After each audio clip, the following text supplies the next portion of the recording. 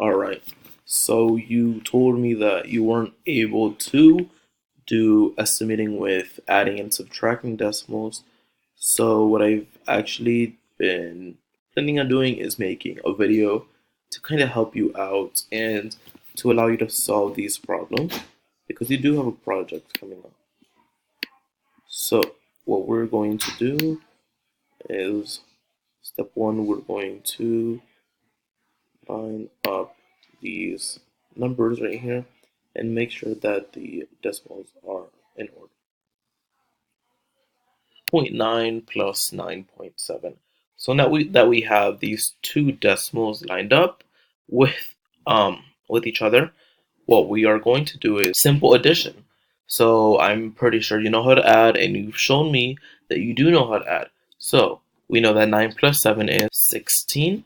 So what we're going to do is put the 6 underneath, if this works. Sorry. Ooh. All right. So let's go back on marker mode. Just one sec.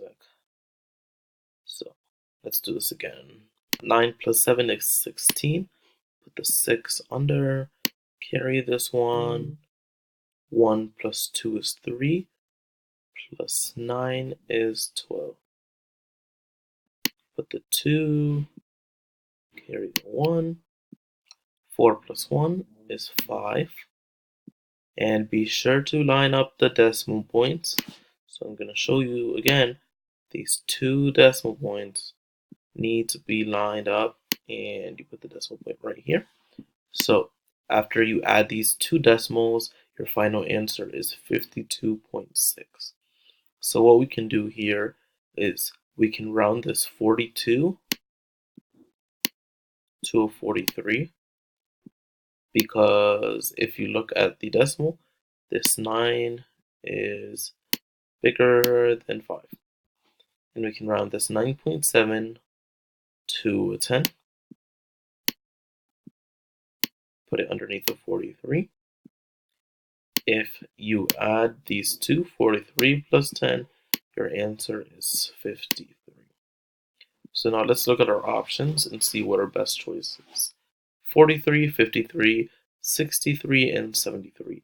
Since our estimated numbers right here, rounded, add up to 53.